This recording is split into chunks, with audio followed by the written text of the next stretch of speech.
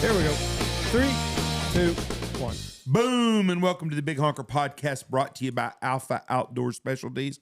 Go get you a Stanfield stool. Hunting season's here. I'm Jeff Stanfield with the world famous Andy Shaver. That's right. That's right. Must be allergy season. I'm a little stuffy. You seem a little stuffy, or you got the vid again. No, I've had the vid 3 times. Oh. Team ivermectin. I'm over that shit. So I'm good. I mean, I may have it. I have it as much as everybody else does that gets it now. Just a little sniffle, snabble, and that's it. Heard the funniest thing today that made me laugh so hard. Your favorite Texas politician. We'll talk about that later. You don't want to talk about it now? No, I don't want to. Okay. On the line with us. Not much personality today. Damn. On the line with us today, Mr. Sam Soholt. How are you, bud? I'm doing great. Thanks for having me back on. We're excited to have you. You got a lot going on right now. The Stamp It Forward project is in full swing. Explain a little bit. So I think we had you on last year, but for people that don't, we get a lot of new listeners. So for people that don't know, kind of run through the Stamp It Forward project. Yeah. Well, I was excited to come back on because I think the first time that the idea of Stamp It Forward was like starting to form was I actually did a podcast with you guys and talking about the duck stamp and kind of the importance of the duck stamp. And then if, people would just buy a couple extra, like how much money that would infuse back into the system. So I think that fall actually is when the first time we kicked it off in the fall of 19. But for everyone listening who hasn't heard of the Stamp It Forward project, what we do is right now the donation period is open. And so we have it open so anybody, any company, any individual can donate in one of 3 ways. You can go to our website and make a $25 donation. You get a cool sticker for donating on the website, or you can donate through Venmo. It's just at Sam Soholt, or you can donate through PayPal. And what we do is we ask individuals and companies to donate. And with 100% of the money that we get in, we go and buy federal duck stamps. And then typically about 3.5 weeks after we start the initial donation period, we get this big pile of stamps going. Then we start giving duck stamps away with our merchandise sales over at publiclandtees.com. And for anyone who doesn't know about our brand, $5 from every item we have ever sold has been donated back to different conservation initiatives. So through giving away duck stamps and having that little incentive for people to go shop on our website, we're able to turn one fundraiser into another. So in 3 years now, we have purchased about $95,000 worth of duck stamps. Jeez. That's awesome. And for people that don't know, 98 cents, right? 98 cents out of every dollar on the federal duck stamps has to go back into wetland conservation and ducks. That's correct? Yeah, that's right. So by law, the money from the duck stamp has to be used to purchase more wetlands, create easements, and basically improve wetland habitat. So since the inception of the duck stamp in 1934, over it's like $1.2 billion has been raised, and 6.5 million acres of wetlands have been preserved. That's awesome. And there's a lot of people that buy stamps that don't even hunt. I cleaned out my desk the other day, a drawer in my desk, and I had shit in there I've had that desk for 5 years, and I had stuff in there, and I found 3 different federal duck stamps that had never been opened from the envelope. Really? That's good. I saved 3 of them. But yeah, I didn't even. So there's 3 years out of the last 5 I have not even hunted, but I bought a federal stamp, and it's in my desk. They were in my desk. I think a lot of people, most hunters, if they knew how much it would, I think they would all buy a federal duck stamp if they knew that 98 cents out of every dollar was going back into wetland conservation. I don't elk hunt, and I would do that if I would buy an elk stamp for $50 a year. If they would put 98% of that money back, I'd do it every year just to give back. And I think you're right. I think a lot of people would, right? Just because it's for even the bunny huggers, it'd be good for them. Yeah, I mean, and that's one of the coolest things about the duck stamp is the fact that it's so accessible. So obviously, by law, everyone that's over 16 years old, if you want to waterfowl hunt, you have to purchase a federal stamp. But the cool thing about it is you don't have to have a hunting license to buy the stamp. You don't have to be a member of an organization to buy the stamp. You don't have to be a hunter in general. Any person can go on the Fish and Wildlife website or go to the post office or order one online. Anyone can buy a stamp and know that 98% of that money that they're spending is going directly to help conserve wetland habitat, which is good for not just migratory bird species, but there was a documentary called The $1 Million Duck, and it was all about the duck stamp contest and like the artists and everything. And it talked about how the duck stamp, the wetlands help. It's like 700 species of, plant species, animals, bugs, insects.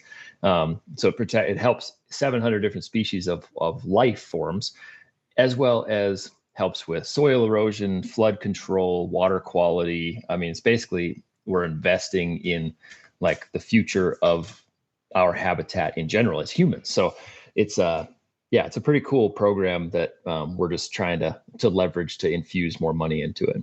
Where can you find that documentary, The $1 Million Duck? So I think I had to like rent it on Amazon, but I think it's on Amazon Prime. Okay. You can rent it. I'll have to check it out. Because I've never seen it before. It is pretty. Who put it together? Do you know? I don't remember who produced it, but it's super cool because it goes through, it basically follows several different artists kind of like through the whole process of like going out and taking their like, sample photos or whatever of what they're kind of like looking to paint that year. And it talks about like the Houtman brothers and how they're basically an absolute dynasty within the duck stamp world. Like now, James Houtman was the winner this year. And now that makes between the three brothers, they've won the duck stamp contest 14 times since its inception. That's crazy. And then another artist that they follow is Rebecca Knight, and she won the junior duck stamp contest, but she does awesome entries every single year. And she's been a huge supporter of the Stamp It Forward project and helping getting the word out. So it's a very cool documentary of how they put it together. Now that paid very, very well back in the day, didn't it? And I don't think that the money is necessarily there for these artists anymore. I think we were talking about that at Game Fair, weren't we? Yeah, Lee Chosness was talking about it because the family that you're talking about, what was the name again? The Houtman. They were at Game Fair, I believe, and had some of their art for sale in the public area. And I may be misspoken on this, but I think that's right. But yeah, because back in the day, everybody sold the artist prints, and now they've overextended that market, I believe. Yeah. So basically, like they called that documentary The $1 Million Duck because it was like if you won the duck stamp contest, like you have the rights to sell prints and different art like using that stamp. And it used to be a much bigger market for people like that would purchase, big paintings or whatever of the duck stamp each year. And that has since dwindled down, but it's still a fairly, like a very prestigious award to win every year to have your art on over 1 million stamps that are going out into the field each year. This documentary, was it on about 5 years ago? Yeah, it seems about right. I watched it. It was pretty interesting. Mm-hmm. See if I can find and we had a guy on the podcast with us that won the duck stamp, and I can't remember his name. Do you, Andy? No, it was 2 years ago. Whoever won it then. I mean, that doesn't. The guy from Maryland. He was it Richard Clifton? Yes, that's who it was. Yes. Yeah, he did the Bluebill last year. I think or so. Won it 2 years ago, and maybe his was on this. Right. Yeah, he did a print of a widgeon, 2 widgeons standing there. It's absolutely one of the most beautiful prints I've ever seen in my life. The lighting is amazing. It looks like a picture. It is such a good painting. It's amazing. Yeah, he's incredible.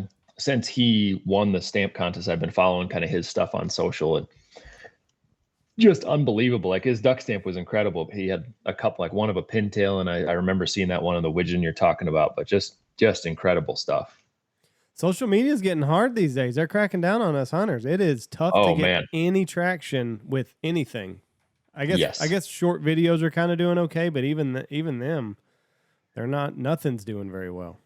Nope. The social media tech overlords have absolutely throttled anything related to hunting, and then especially conservation. They actually will. The algorithm forces the hashtag conservation, and anything that has any post thread that has the word conservation, that they actually like push that down. So it makes it hard for guys like me that are trying to push that conservation narrative and try to explain to people why it's so important that we're all involved. It's sad that we can be at a place where anything that we do conservatively is shunned and knocked down, and then they can be so extreme on the other side, and it's okay. Mm-hmm. And I can't believe that someone that has got lots of money has not jumped into the social media market and really came up with a good a good device to use where we can express ourselves without being throttled like we are. Jeff, you got Truth. You can hop on it. I've never even looked at Truth. Neither have I. I've got an account, but I think it's like Twitter Twitter on steroids where you can just yell at one another and nobody's going to. I don't want that. I want an Instagram or a Facebook that's open-minded for everyone. I mean, I don't want to see. But then if you do that, the app stores will throttle that back. That's what I'm saying. It's a shame that it's a shame that our whole country and everybody knows that we have like you called them overlords, basically watching everything you do. And if you're not in step with them, they make it hard on you. I mean, hell, even guns purchases now on Visa, MasterCard, and a lot of the banks and stuff. I just never thought I would see this in my lifetime. Yep. I never would have thought you could use your watch to talk unless you were on the Jetsons either. So, I mean, hell, so I don't know. Who knows what's next? I think, maybe the answer is to not reinvent the wheel, but to figure out a way where there would be like a Facebook or Instagram Plus, where it's a monthly subscription where they're not selling your data. Right. And so rather, you're paying for a product rather than you being the product for using social media.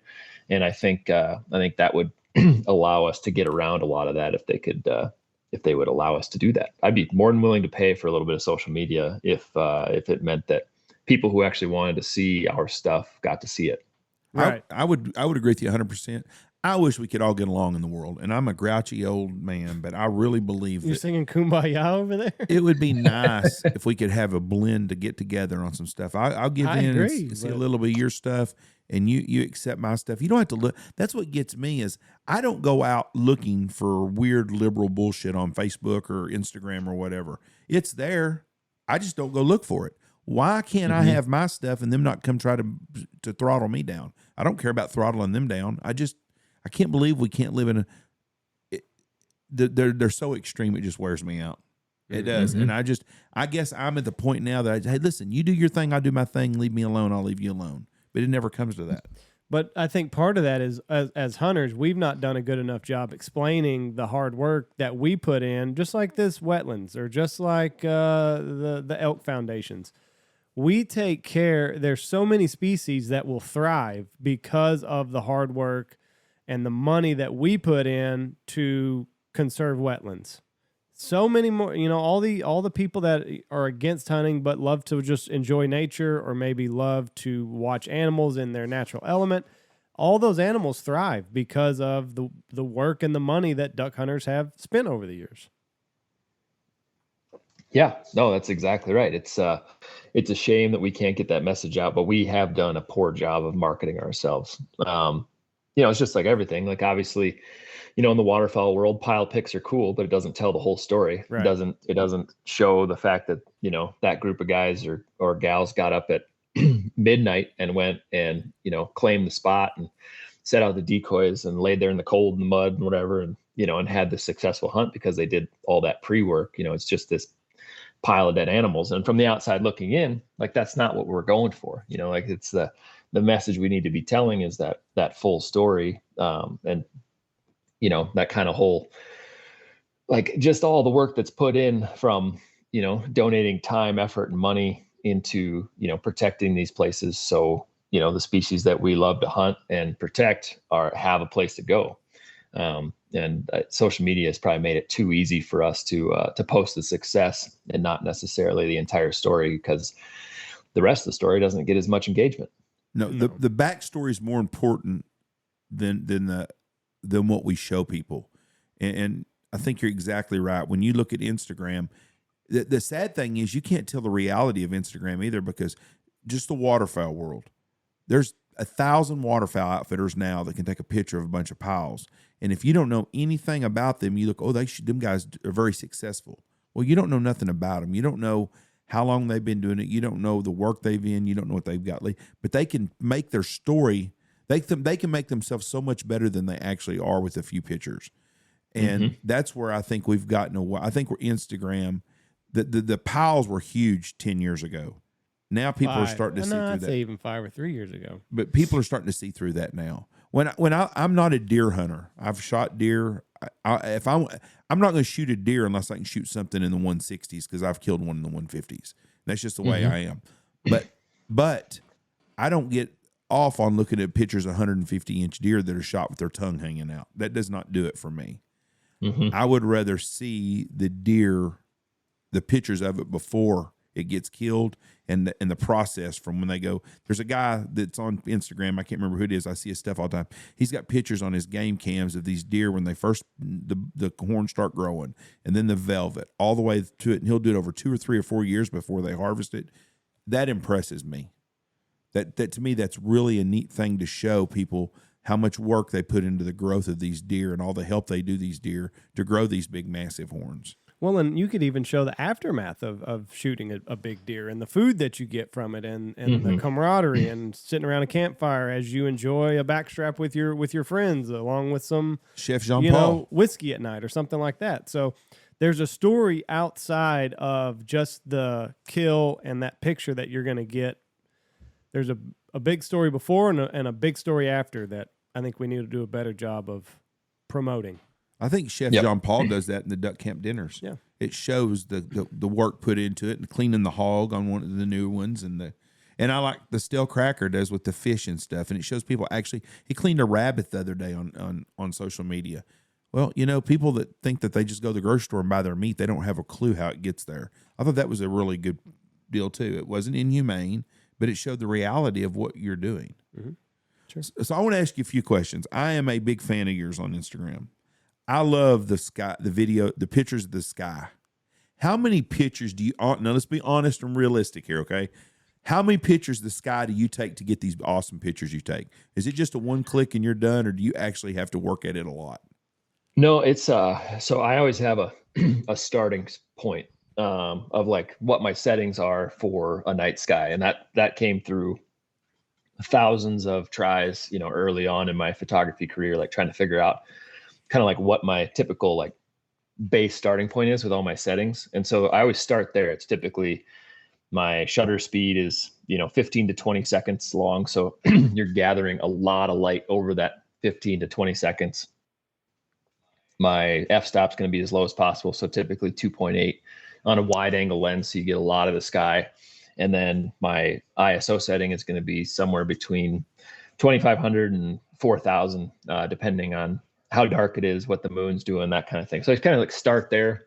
I'll shoot a sample image, and then the fun stuff starts. Like, so that image might turn out perfect, but typically it doesn't. I need to frame it differently, or move the tripod, or do this a little bit differently. And the other thing is, if you want to like light up your subject, so like I did one the other day of the van and the trailer with the stars, and I wanted to like be able to see like the van and the trailer kind of like in the scene, but then also have the stars. So you kind of have to, like, I was using my phone, like just the face screen lit up as like my flash. And so like you hit you press the shutter button, and then like I'm running around like a madman trying to light up like all the little spots that I want to light up without like creating a light trail. And like, it's kind of, so, the ones you're probably thinking of the last ones I posted, I'm guessing I probably had to take maybe 15 to 20 different shots to get the one that looked the way that I wanted it to look. So it takes a little bit of finesse. But still, 15 or 20 shots isn't terrible. I mean, but there were probably thousands of shots early in your career that were just absolute nonsense and garbage, and like I would never show this to anybody. Oh yeah, absolutely. I mean, the biggest thing is figuring out the focus is a big problem when you're trying to shoot like the night sky. And and once you start to learn your lens and kind of figure out like, okay, if I have it in manual focus, and if I focus it to this distance, I should be able to get both the subject and the sky in focus without having one be, super blurry or the other. And there were definitely thousands of shots that never made it to a social media page. You're only showing the highlights there. I did. Go ahead, Jeff. I should say that the most interesting guys we have, it seems like, are the photographers. Just a whole different world than what it used to be. I didn't even know a photographer growing up, and it's a different world now. But man, all of you guys are interesting, and almost every one of you guys is a throwback to could have lived 100 years ago. I like that. I appreciate that. Yeah, for me, it's a pretty fun career path. I get to do a lot of choosing my own schedule. And, my wife is a travel occupational therapist, but like, it doesn't matter where I live as long as I have something outdoors that I can get to in a hurry. Or trips I can go on or shoots that I have booked or whatever, as long as I'm, still able to travel, like we're good to go. So, I've been doing it for, I guess, 11 years now. And I'd never thought I'd be a, professional photographer like growing up. Like I always had an interest in video and photography, but that definitely wasn't like my original, I'm doing this for life kind of thing. But it's been very, for me, I think that helps because it's been very fun to like play with it and figure out like how the puzzle pieces fit best for me and like what type of photography I like to do the most. And just growing those relationships with a lot of the companies that I shoot for, over the last decade. It's taken me places that I never thought I'd be able to go. And like, it's all that from a little black box that you carry around in the woods. Yeah, I'm looking at these night sky pictures and I mean, they're all beautiful. I mean, stunning actually is probably the better word. But so, Well, thank you. So like how often does your wife have to move? So she just started doing the travel thing. This is actually her first rotation. So they're typically like 13-week assignments is kind of how they do it. So just over 3 months.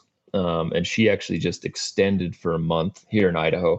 And so we'll be out here till early November, or she'll be out here till early November. I got some whitetails I got to go chase before then. Probably some or late October mallards coming down from Canada. So, but yeah, so it's 13-week rotations usually.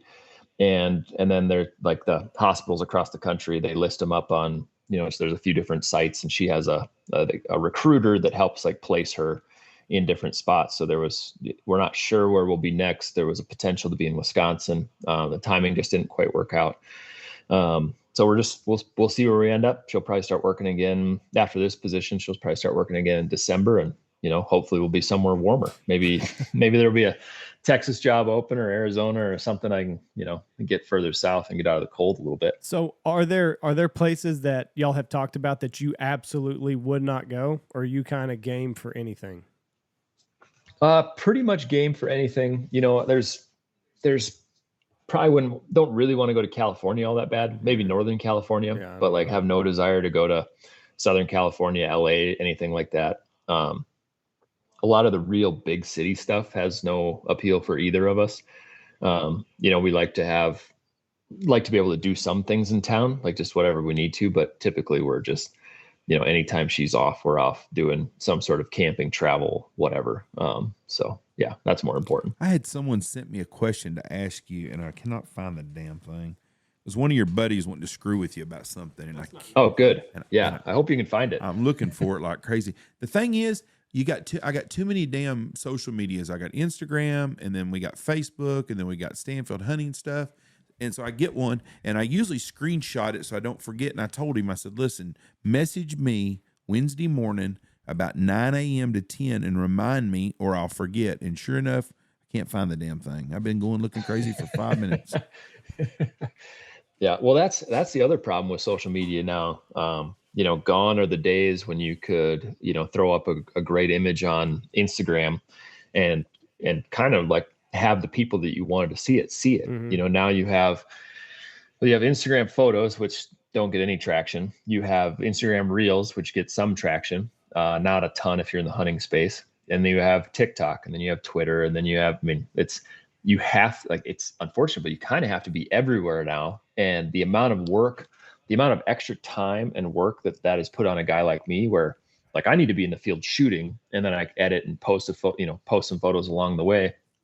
But to be able to now I have to like, okay, sit down, I'm going to edit a 15-second reel. And then I can post that to Reels, TikTok, YouTube Shorts, and then whatever, like just to have to do all that to try to like fill all the markets. It's just a lot. I should hire somebody just to be sitting there editing reels. But I don't have the money to do that. So I feel your pain. Trust me, because I try to take clips from every episode and post it.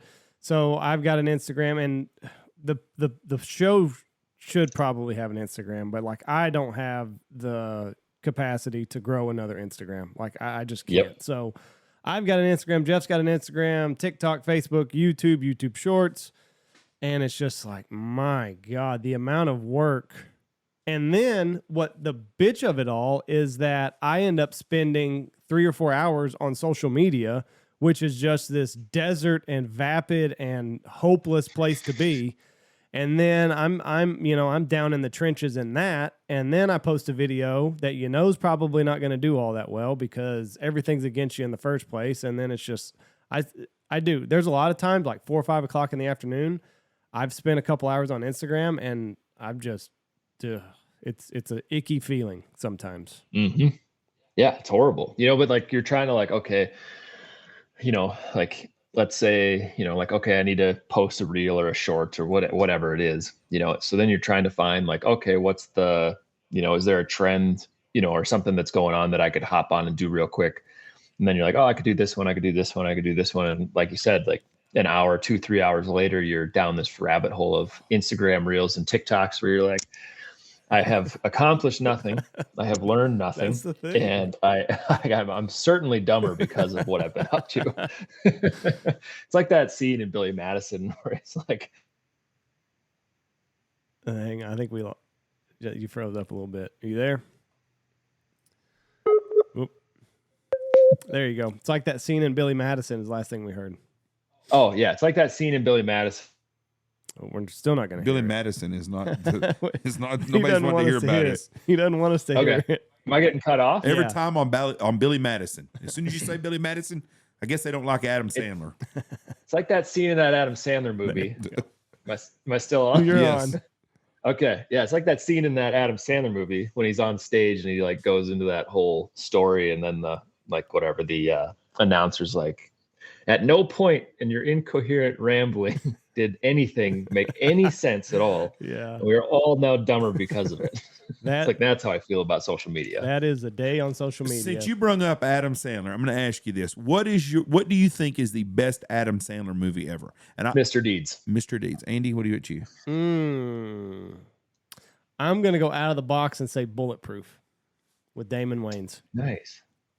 Just Nice. because, I mean, there's a bunch of low-hanging fruit with Adam Sandler movies, but I'll go Bulletproof. Before I saw this last one, Grown Ups was my favorite one of his. The very first Grown Ups, they got stupider as they went on, but the very first Grown Ups I like. But this new one where he played a basketball agent was really. I've not seen that yet. So good. It's a great Mm. show. I mean, he's an A-list actor in that show. It's that good. Yeah. Yeah. I was just thinking of like the real Adam Sandler, like before he started doing more serious roles, but like both like Uncut Gems is awesome. Hustle's awesome. Like he's been killing it. Uncut Gems gave me anxiety because like it was like every bad thing. He made every wrong decision in that movie that you could possibly make. And I'm just like, dude, just fucking take the money and don't try to hit a parlay with all that money. I did not realize he was a Saturday Night Live guy. Yeah. Him and David Spade. I saw Rob Schneider. I saw a video the other day, and it was what's the big boy? Chris Farley. Yep. Chris Farley, Adam Sandler, David Spade, and someone else was in a scene together. Oh, and dang it, Martin Lawrence was on there together. I thought he was Mad TV. He was on the. He must have been at have been. SNL one night, but that's when Saturday Night Live was funny. I haven't watched Saturday Night Live in years. Well, I'm old. I go to bed before Saturday Night Live even comes on now. So, but Martin, I like Adam Sandler. I think he's a good guy, and I really like Rob Schneider. Yeah. And did you watch the show with the Lakers? What's the other guy? That's a funny guy that plays with. God dang, the guy from USC that's on Step Brothers. Oh, Riley. Will Ferrell? No, his brother. Oh, John C. Reilly. John C. Reilly. Did you see him play Dr. Jerry Buss on the primetime or Showtime about the Lakers? It was on HBO. No. It was good. It was a really good series. I think they took some liberties on some of it, but it's the Lakers from the 70s with Kareem Abdul-Jabbar and Magic Johnson being a rookie, and he plays Dr. Jerry Buss, and even Jenna Buss come out and said that he played a great portrayal of her dad. This says Martin Lawrence got banned from SNL, so he must have been Mad TV. Or he was on there once and done something they didn't like. Well, he was on a scene with them, and he was playing a prison. It was one of those deals where it was hard learning, where they're going to take these punk ass kids and send them to prison for a day and try to scare them straight. And David Spade and all them guys were there. Anyways, I didn't realize that Adam Sandler was a Saturday Night Live guy. He is. Yep. And it's funny too, because I guess he's trying, I don't know what he's going through, but I don't know if he's done with comedy or if he's just wanting to take on these more serious roles or if he's going to try to balance the two. But his last couple have been all serious, all business. Yeah. I don't know. Cause he signed that deal with Netflix to create X number of films over so many years or whatever. So I think that's just kind of how that's been going. Well, he downgraded TV Wives because he had Selma Hayek as a wife, and then he went to Queen Latifah, and that was a big no-no in my books. I mean, whew. He's had Jennifer Aniston a couple times. Well, there you go. For Queen Latifah, I mean, their budget's getting smaller, I guess. Actually, in one movie, he had Jennifer Aniston and Brooklyn Decker. So, like, he's making sure he's taken care of there. I don't know who Brooklyn Decker is. Yeah. She's a smoke show. She's a smoke show and a half. So are you going to get up into Canada or anything? Are you doing any waterfowl hunting up there? Or are you going to keep everything in the States? I'll keep everything in the States this fall. But I'll probably hunt.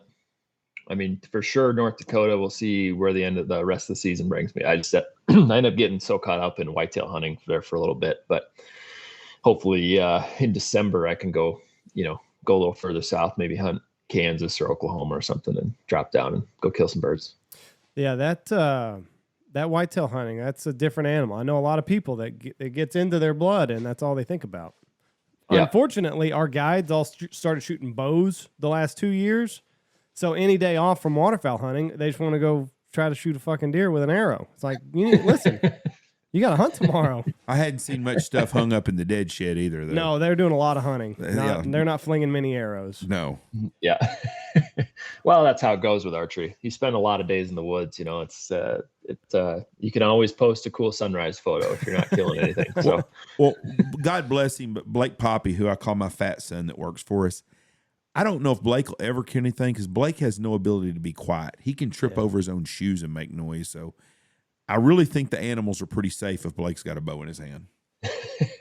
He looks like he's got this Sitka outfit, and he looks like Chris Farley in Beverly Hills Ninja when he wears it. I mean, it is the funniest thing. But I seriously think that when Blake hits the woods, he's doing like the cartwheels and shit like Chris Farley did in Beverly Hills Ninja. Like, I don't think he's taking it very seriously like he should be. Well, you got to have people like that in the woods, though, too. You can't have everybody be stone cold killers. No. The deer would never stand. They'd never stand a chance. Do you do all archery, or do you also dabble with rifle hunting? I will hunt any possible tag I can get. I am not a purist when it comes to archery. I'll use anything. So would you shoot a grizzly bear with the bow?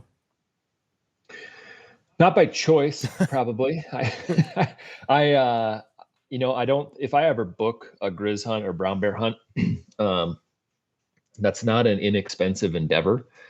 And I've filmed a bunch of bear hunts and stuff. And I know guys that have killed grizz and brown bears with a bow. But if I'm going up there, I'm taking what every Alaskan guide has, and that's a 375 H&H. And I'm going to go shoot one with a rifle. Yeah. That's smart. I've never understood anybody that wants to do that. It's scary as hell to be hunting something that actually can kill you. Did you see the pictures of the polar bears that's floating around right now?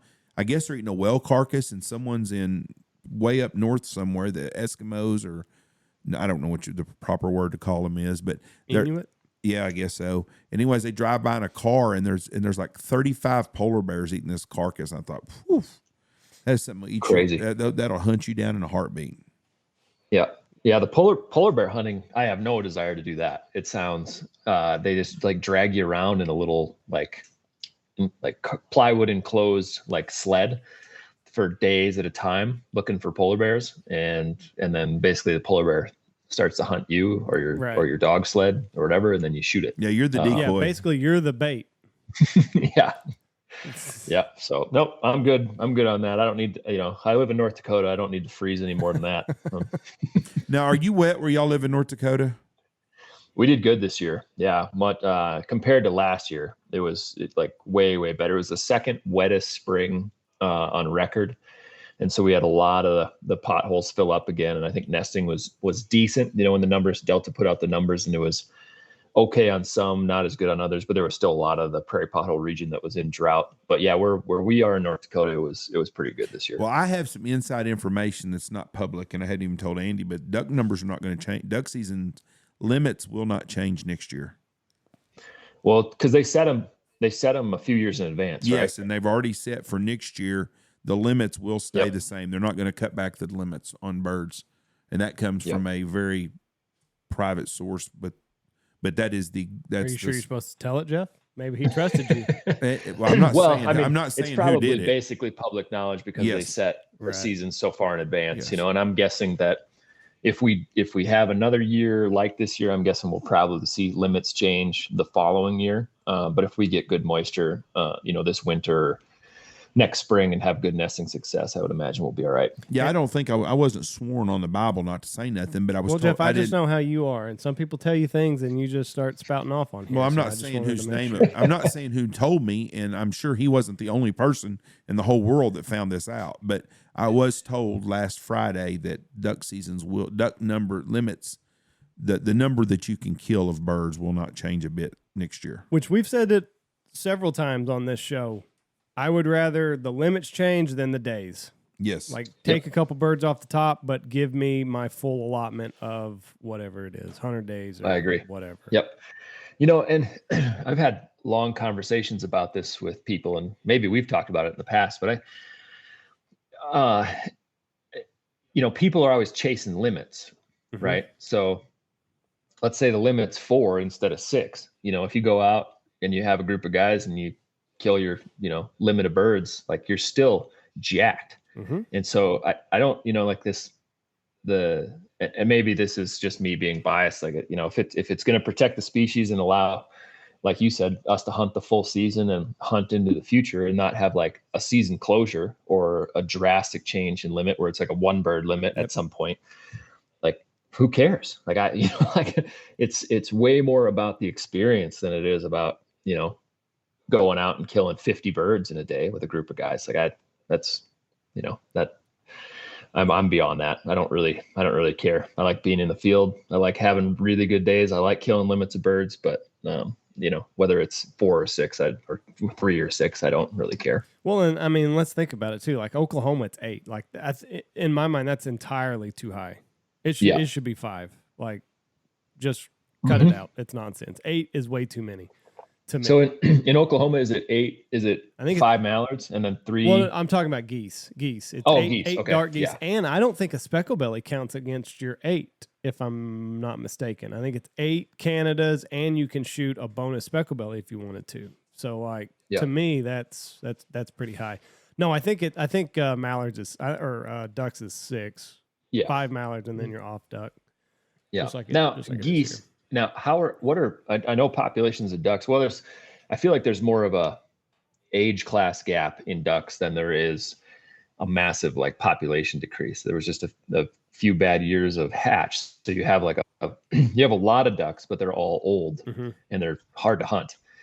On the goose side of things, have you guys, what's the population counts looking like? Is it following the same pattern as ducks, or is it? I think geese are solid. I think geese, I don't think that they've really gone up or down too much. They definitely hadn't gone up just because of the conditions. But the spec numbers keep increasing. Not huge, but I think long term, I'm going to be way off on this. I'm going to get criticized big time for this one. I think the spec numbers have went up every year, just a little bit. They micromanage a few places, but I think the spec numbers are pretty solid everywhere. Hell, there's specs everywhere now. They're shooting specs in Indiana. I'm assuming it won't be long in Pennsylvania and West Virginia and everywhere else they'll be shooting specs.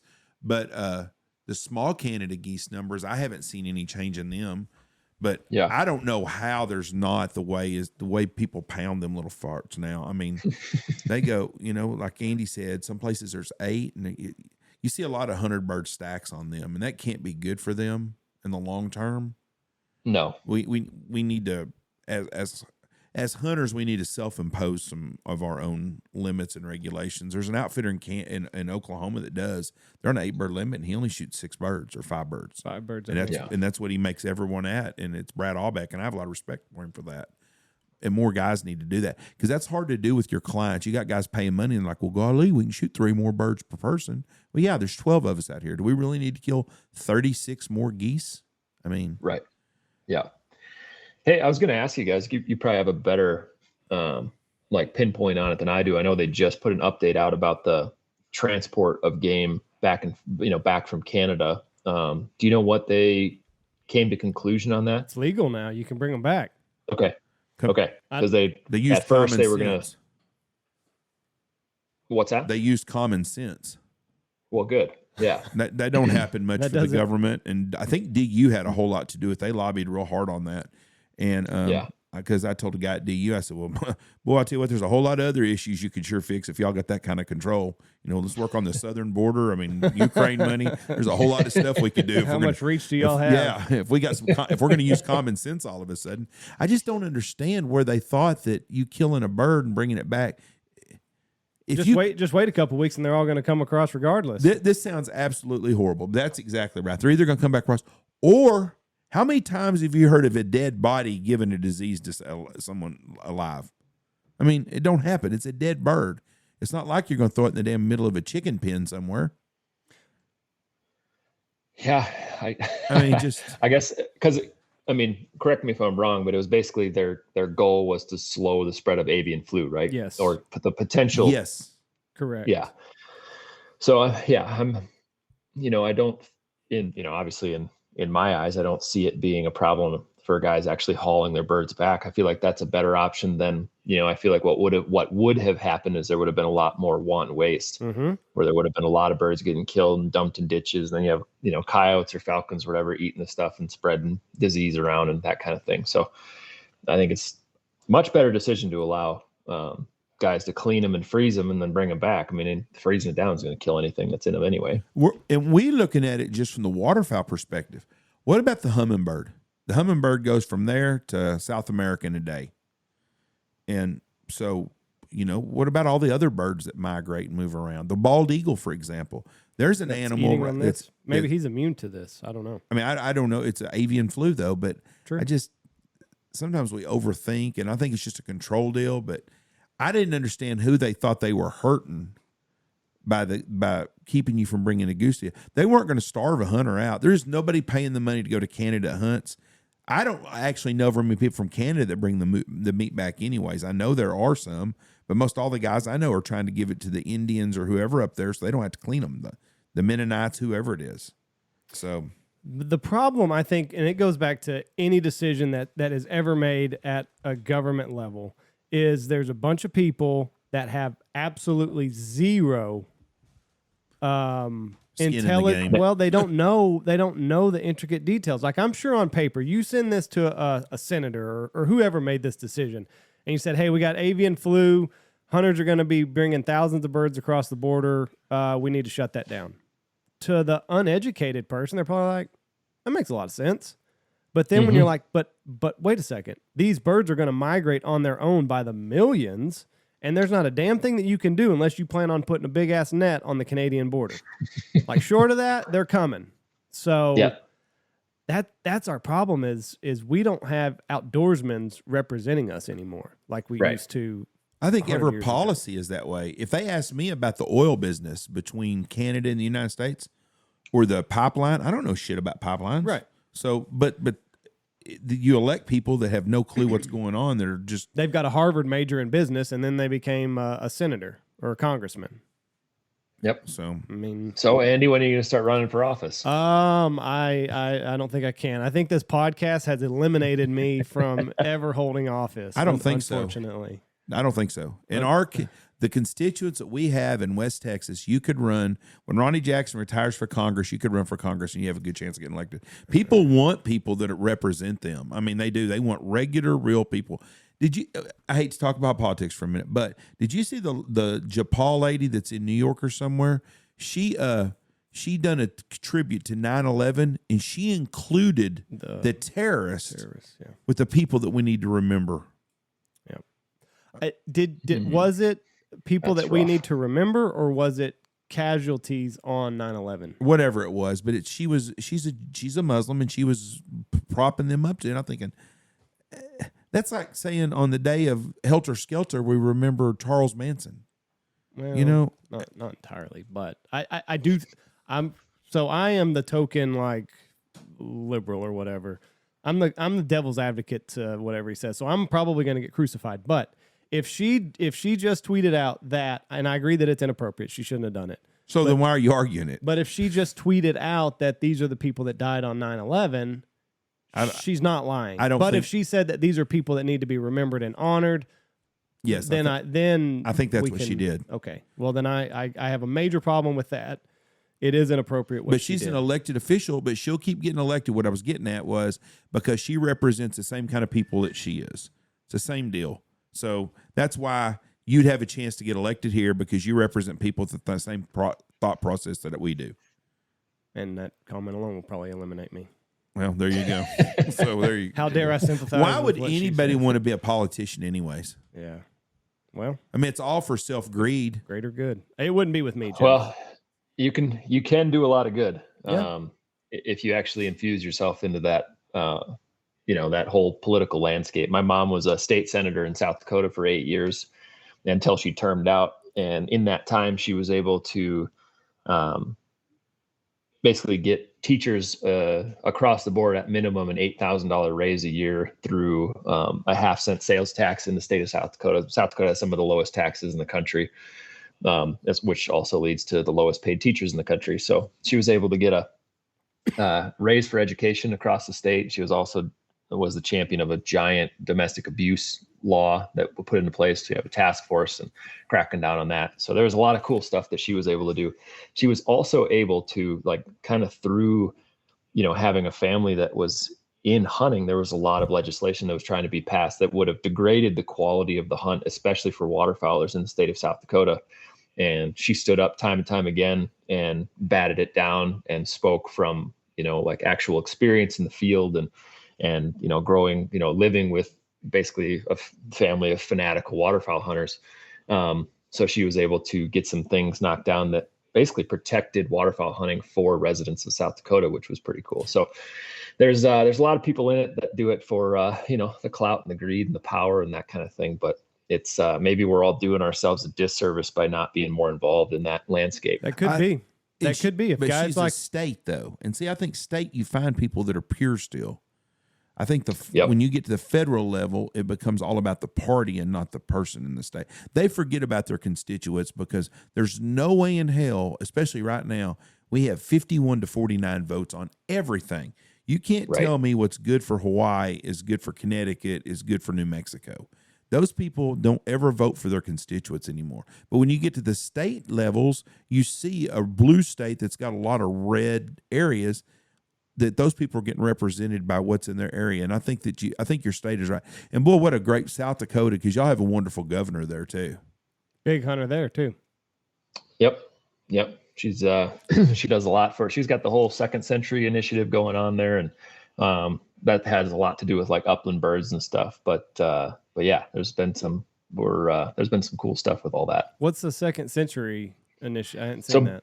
Yeah, so basically, South Dakota had 100 years of great upland bird hunting, and just like everywhere in the country, you have progress in farming practices. So there's a lot less of wild native species that get to live on the edges and the fringes where all those birds, ground nesting birds, live. And so what they're trying to do is figure out ways to increase and improve the habitat in the state, so we have another 100 years of great hunting for the future. So there's been a lot of cool projects that have happened through that.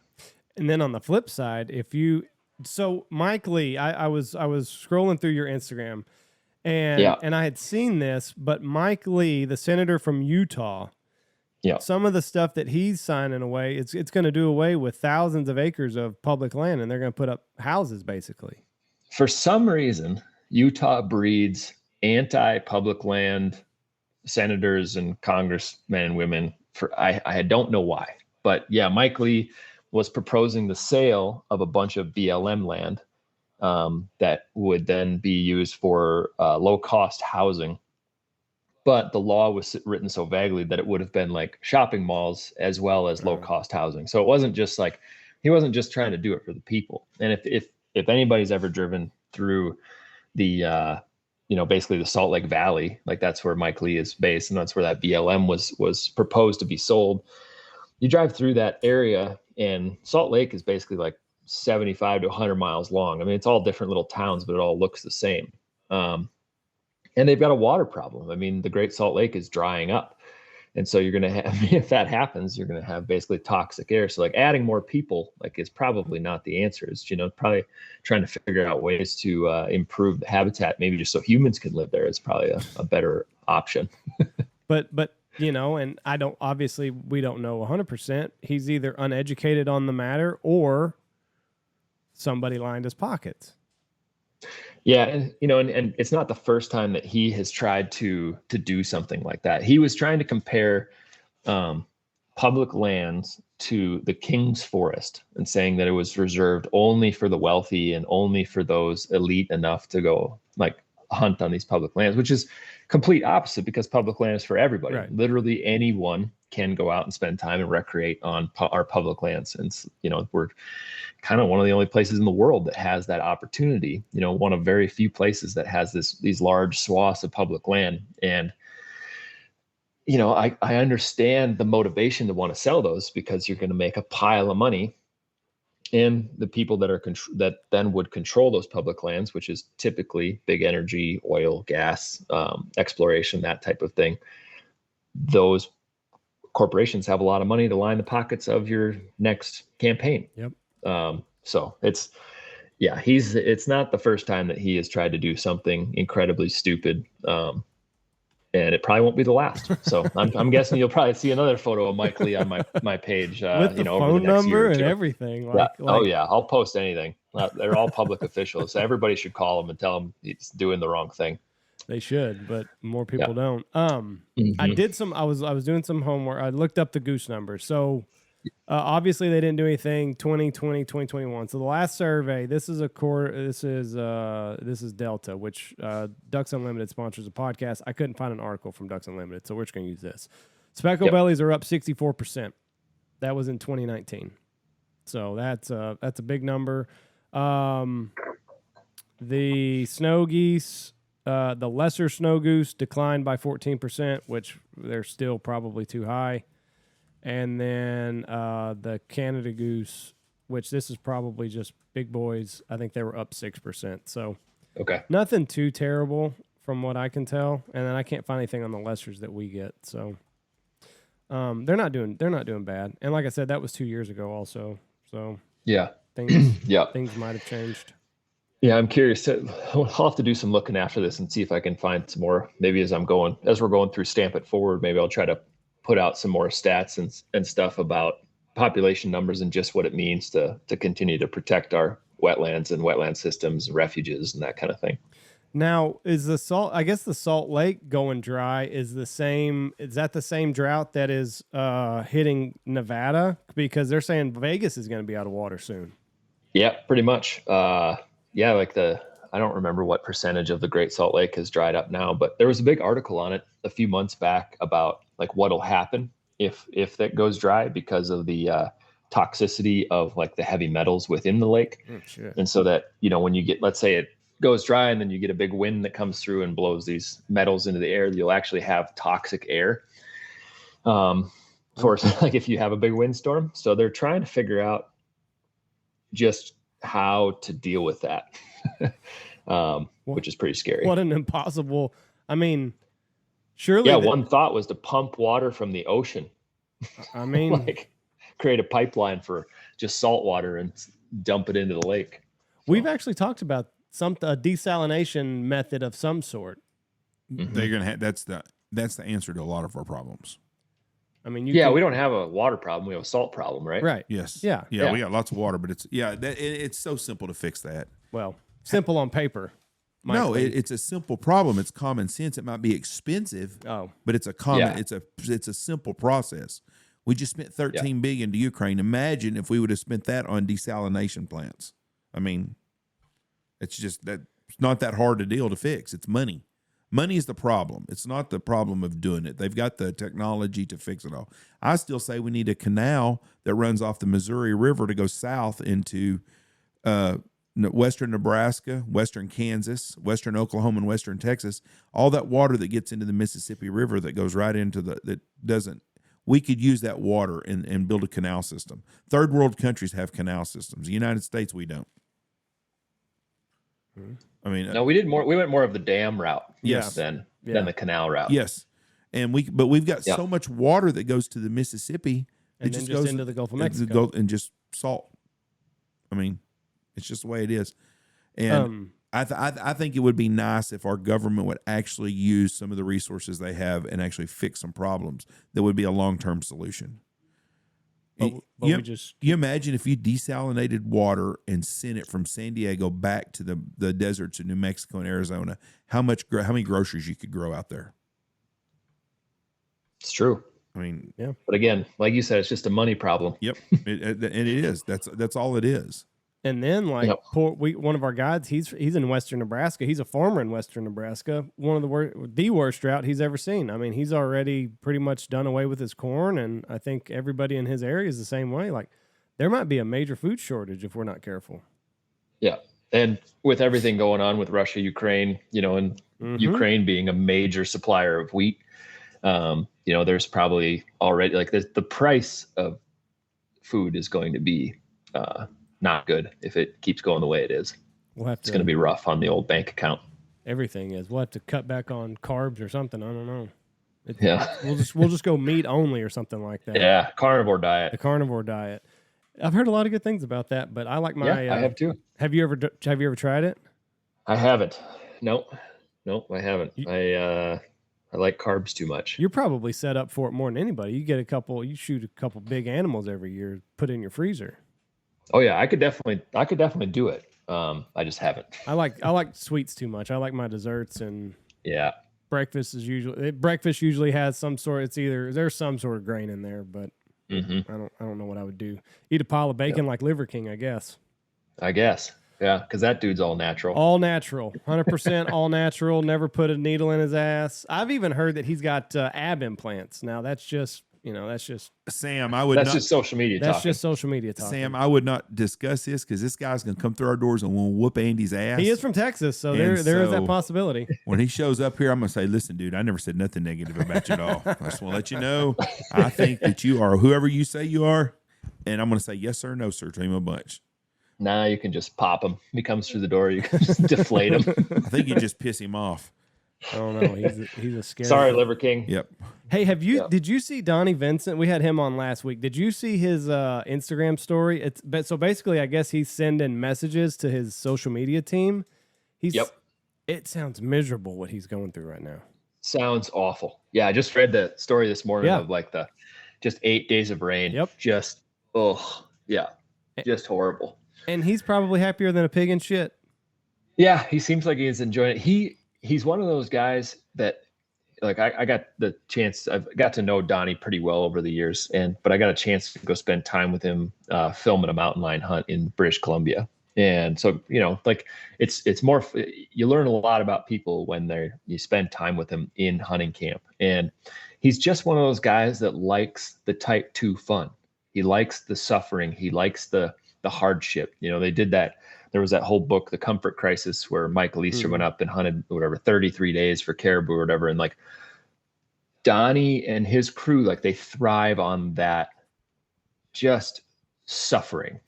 And I will agree, you go through something really hard. I would film the sheep hunt in July and it was incredibly hard physically. And you come out of it and you feel better. You feel like it's something that you need to be doing on a more consistent basis, is doing hard things and testing your limits and that kind of thing. So I get it to some extent. But there are, in every category of life, right? There's always people that are outliers and are going to take it to the extreme. And Donnie is one of those guys that he, I had heard from one of his crew a while back that he never booked trips that were less than 21 days because that's how long he felt he needed to just really soak up all of that adventure. And so I know he's up there laying in the tent, soaked to the bone, and probably just smiling, just like, not the whole time, but I'm guessing he's he definitely is able to sit there and kind of look at what parts he's hating and what part he's not, and just kind of like keep moving through it. I can't believe he's got a camera crew that follows him around. That's the his main camera guy, William Altman, incredible dude, and amazing videographer, but he's the same way. Like, he lives for the suffering. I mean, he lives in Maine, they're constantly doing stuff in the cold and the wet and the whatever, and, paddling out to islands to hunt and doing all this crazy stuff. And, he built a very tiny shack that he lives in, like in cutting wood for the winter and like the whole thing. I mean, it's just like William basically lives that way every single day. and then just goes and films Donnie like do his thing. So yeah, it's cool. And then he said the bugs is like, if there is a little drop off in the rain, the bugs are just carry off, and he's called in one moose, I guess. What you said, what hunt did you go up to British Columbia to do with him? Did a mountain lion hunt. Did a mountain lion hunt in BC in, I believe it was February a few years back. So it was cold and nasty, and it was a cool hunt. He killed a giant tom.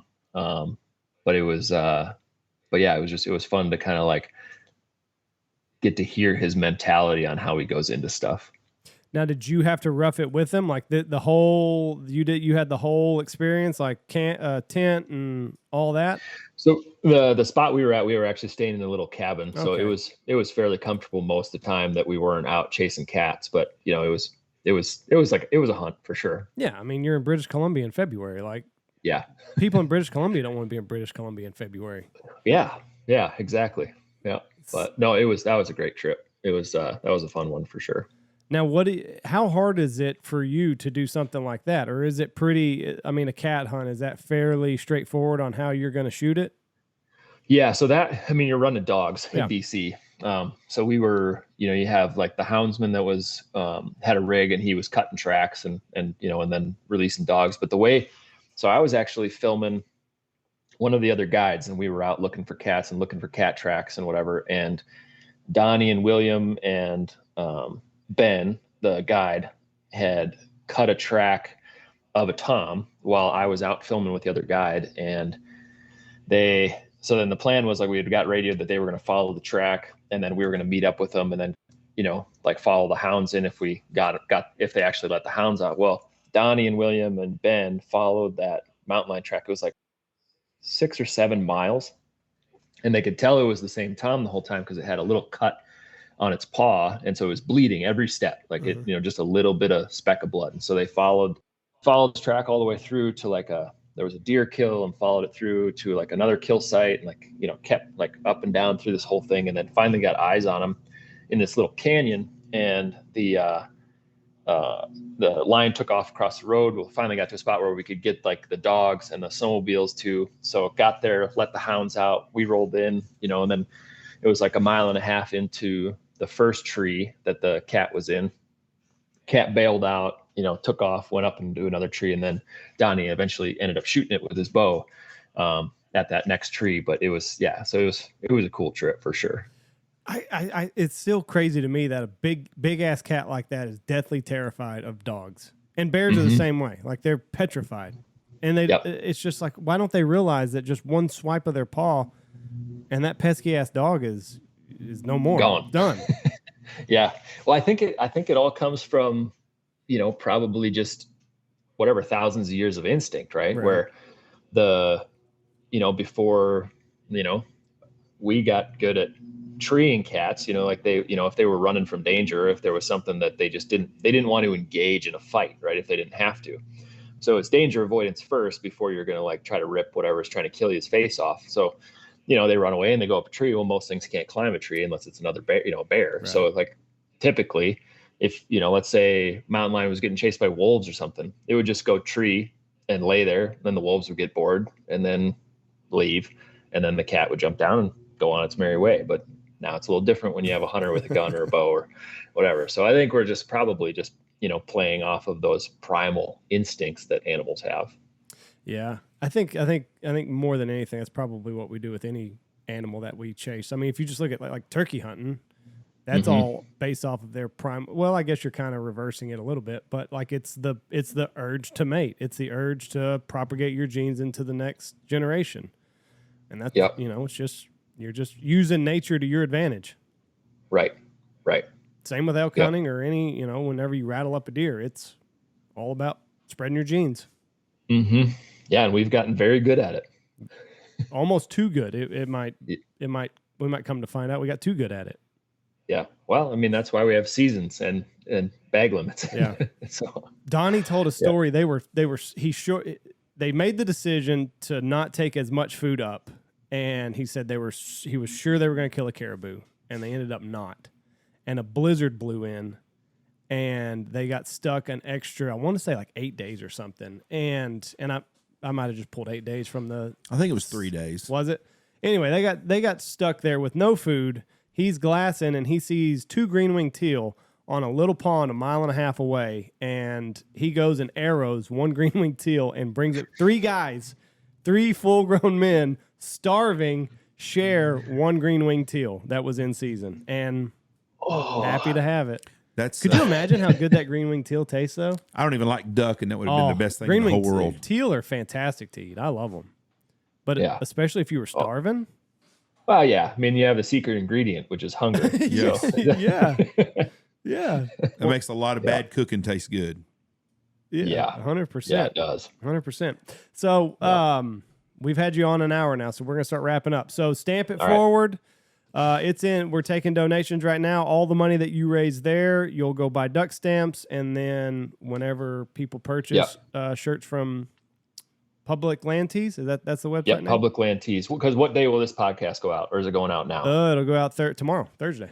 Okay, perfect. So I'll actually, people they'll come find my page, but we're gonna kick it off Friday morning. I'll release this Friday morning then. How about that? Okay, perfect.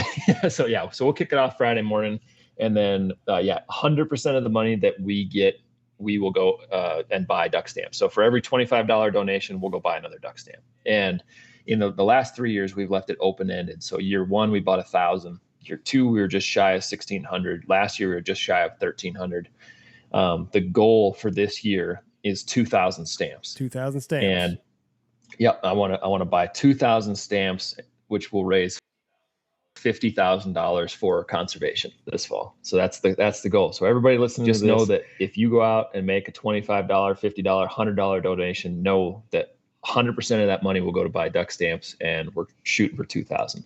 Very good. So I hope that we get that mark, and it's easy to do. I mean, it's not, you don't have to be a rocket scientist to figure out where to send your money. So very, very easy. Well, listen, it has been a pleasure talking to you. If you do get down our way this winter, shoot me a message, and we'll hook something up.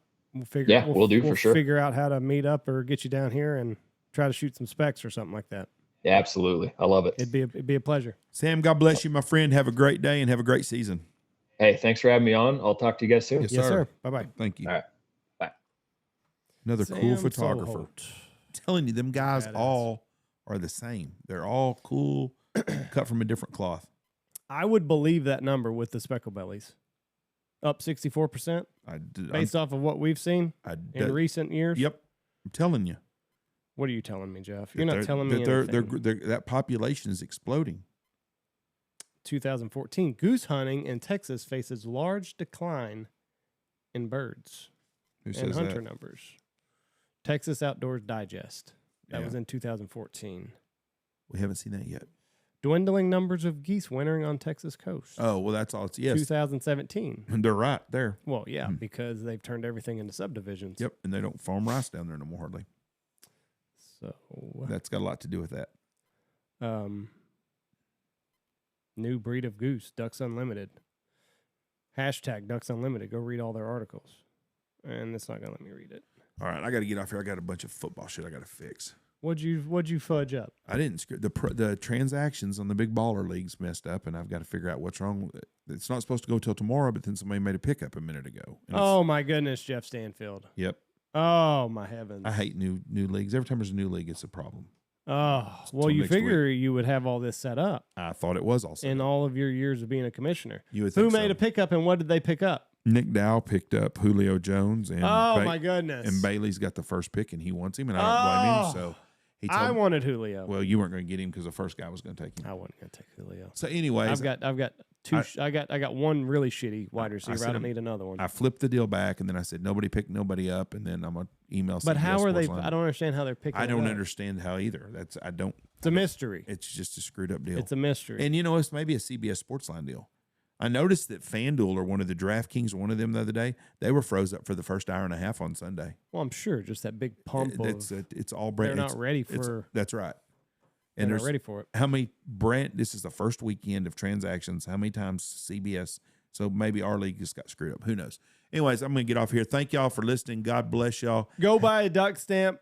Yes. From Sam Soholt, and like he said, everything goes back into conservation. So it's for a good cause. If you've got a little bit of extra cheddar, help him meet his goal of 2,000. We appreciate everybody listening. Everybody have a fantastic weekend.